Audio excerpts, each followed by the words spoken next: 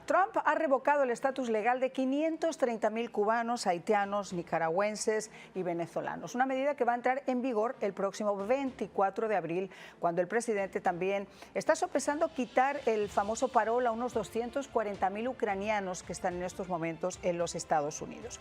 Una orden que acorta un programa de parol, de libertad condicional de 2 años, conocido bajo Joe Biden, que permitió a 532.000 personas, como les comentaba, que habían llegado a Estados Unidos desde octubre del 2022 con patrocinadores financieros obtener permisos de trabajo con una duración de 2 años para poder vivir y trabajar en los Estados Unidos. Esta nueva política afecta a las personas que ya están aquí y que estaban legalmente en el país por un tiempo, como les comentaba, de 2 años bajo este parol, que ya fue muy cuestionado desde su puesta en marcha porque dejaba muchos vacíos legales y que tristemente fue violado desde su propia instauración, incumpliendo muchos de los requisitos básicos para poder obtenerlo. La decisión de no extender este periodo de 2 años sigue una decisión anterior de la administración Trump de poner fin a lo que llamó el abuso amplio del parol humanitario, una herramienta legal de larga data que los presidentes han usado para permitir que las personas de países donde hay guerra o inestabilidad política puedan entrar y vivir temporalmente en los Estados Unidos, pero que en este caso no entraba claramente en la definición legal, según muchos juristas, por la urgencia con la que la administración Biden la puso en marcha. Y mientras se buscan otros medios legales para que muchos de estos inmigrantes puedan acogerse y se ponga orden a este programa creado para que puedan estar legalmente y con permiso de trabajo, pero solo por esos 2 años, la administración Trump sigue empeñada en emprender la mayor transformación socioeconómica, política, geopolítica y comercial de la historia de Estados Unidos, a pesar de los continuos intentos de la izquierda para sembrar el caos y poner freno a cualquier acción que signifique cumplir sus promesas de campaña al pueblo americano. Fíjense, después de 8 años de intenso acoso político, 2 procesos de destitución en su primer mandato, campañas de desinformación hasta internacionales, una persecución usando la justicia y las agencias federales nunca antes vista en nuestra democracia, con decenas de encausamientos judiciales e incluso con 2 intentos de asesinato. Según todas las encuestas, hasta CNN, ABC, NBC, esa izquierda radical que ha tomado el partido desde el Congreso sigue empeñada en cavar su propia tumba sin dar muestras de interés en algún cambio de su brújula política, manteniéndose en la misma dirección de fracaso del progresismo, el famoso wokismo.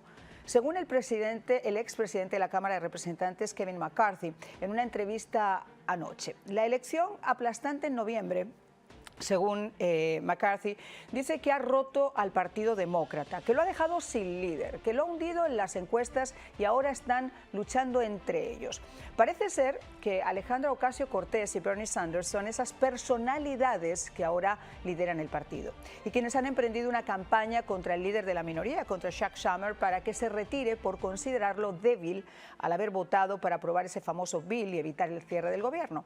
Una clara muestra de que es esta izquierda radical la que sigue tirando las riendas del partido, por encima incluso del propio gobernador de California, Gavin Newsom, a quien han calificado de camaleónico por un mensaje un poco más conservador en sus últimas entrevistas. Pero mientras son peras o son manzanas, lo cierto es que la Corte Suprema va a ser quien va a tener que dar un paso al frente para poner orden y evitar que cualquier acción presidencial pueda ser retada por cualquier juez liberal en un estado liberal, usando de nuevo la justicia como un arma política, inmiscuyéndose en el poder de legislar que la Constitución otorga al presidente y que el pueblo le otorgó también de forma masiva el 5 de noviembre.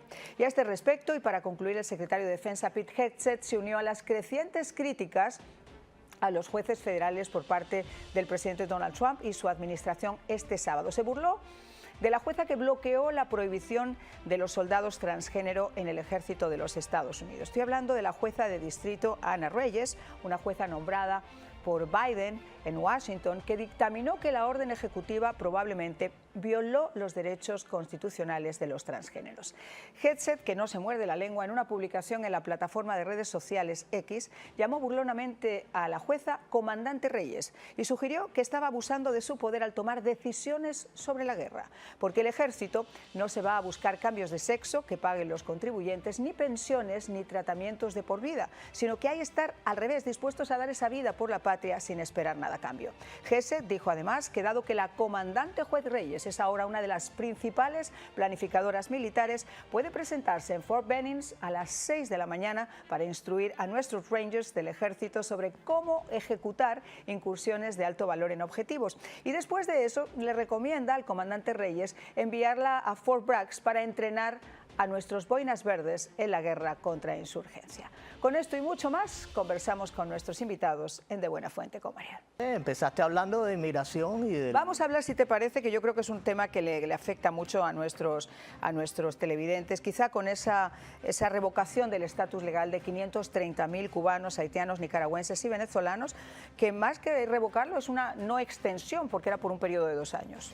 Mira, hay millones de personas que quieren vivir en los Estados Unidos. Eso no significa que el gobierno de los Estados Unidos tenga la obligación, número uno, de dejarlos entrar y número dos, después de darle cosas como piden muchos demócratas. Esto es un tema sensible porque yo sé que hay cubanos, por ejemplo, en el caso de los cubanos que tienen familiares, que tienen personas que se pueden de una manera u otra ver perjudicadas por la ley, pero yo le diría... Pero ellos no, porque al año y un día ellos tienen la posibilidad de poderse... Bueno, se está hablando del I-220, de una serie de cosas ahí que hizo Biden, que lo que hizo fue convertir la inmigración de este país en un relajo. Yo le diría a los cubanos, por ejemplo, que si tú te acoges aquí con un estatus de... porque en Cuba hay una tiranía, entonces es completamente ilógico que tú regreses a Cuba al año y un día cuando tengas una residencia. O sea, con esto yo creo que se han cometido abusos y eso es lo que las personas deben tener en cuenta. La ley no es porque te convenga, la ley es la ley, a veces hay leyes que no te convienen. Entonces yo creo que los cubanos deberían, en el caso de ellos, sensibilizarse un poquito en eso, al igual que los venezolanos que han recibido entrada aquí y después votan por el Partido Demócrata. Esa serie de cosas que yo creo que deberían mirarse y no coger a rajatabla y echarle la culpa a Trump de todo lo que pasa, porque para eso está la prensa, están los demócratas, está Bernie Sanders, que se pasan el día hablando más de Trump. O sea, yo creo que debe analizarse las cosas un poquito de esa forma. Jorge Luis, voy con la misma pregunta porque obviamente esto ha sembrado ampollas en algunos sectores de la comunidad. Para los cubanos, por ejemplo, es más fácil, por lo que yo comentaba, que muchos de ellos al año y un día ya pueden regularizar su situación y acogerse y comenzar su proceso de residencia y de ciudadanía. Muchos venezolanos también han comenzado sus procesos incluso de asilo, quiero decir, ya muchos en ese periodo de 2 años han ido buscando otras figuras legales, porque lo que es cierto es que cuando esto se puso en marcha, ya había voces, yo recuerdo haber hecho el programa con numerosísimos juristas que decían que no sabían si esto era una reunificación familiar, si esto se acogía a qué, o sea, había grandes dudas y muchos vacíos legales sobre cuál era la figura legal sobre la que esto se aguantaba, si era realmente un paro o lo que era. Ahora son 530.000 cubanos, haitianos, nicaragüenses y venezolanos y podrían ser otros 240.000 ucranianos si más o menos esto sigue la misma táctica. ¿Cuál es tu opinión? Bueno, hay 3 puntos clave para analizar. El primero es que el contexto en cual Donald Trump está siendo el presidente de Trump, estas medidas o implementando estas medidas, viene del mandato bastante amplio del pueblo americano de reformar el sistema migratorio de los Estados Unidos. Así que esto no es una sorpresa, la implementación es la que tenemos que analizar.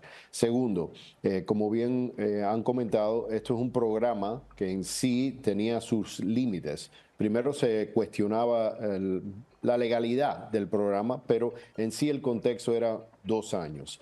Y tercero, es muy importante de que en los Estados Unidos hay un amparo legal de muchas personas, así que cada caso hay que analizarlo independientemente y obviamente como abogado les recomiendo hablen con sus abogados para analizar, porque individuos que por ejemplo puedan establecer de que hay un riesgo, como habían comentado, de que regresar a un tiranismo, o sea, han sido abusados en su país, puede ser que tengan su derecho bajo otros programas. Así que, primero, esto no es sorpresa. Segundo, va a continuar. Y tercero, cada caso hay que analizarlo independientemente. Además hay que ir un poquito a la base.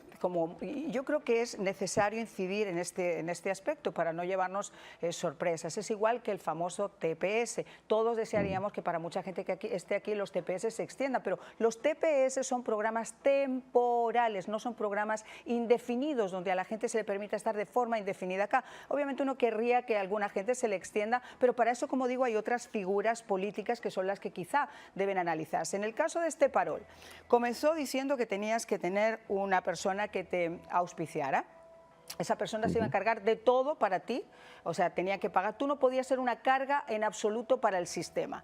Tenías que venir directamente desde tu país, no podías utilizar ningún país intermedio. O sea, había una serie de irregularidades que se rompieron desde el primer día. Aquí ha llegado gente que estaba en México, aquí ha llegado gente que estaba esperando en Nicaragua, aquí ha llegado gente, porque se crearon además, tristemente, como suele ocurrir, esas mafias y esos nexos para que esto se pudiera hacer efecto, incluso con sponsors falsos. A los 2 días estaban acá y ya estaban en una lista para poder cobrar, para poder tener un seguro médico, para poder cobrar. Quiero decir, era una carga real, y eso es una realidad, valga la redundancia, para lo que era el bolsillo del americano.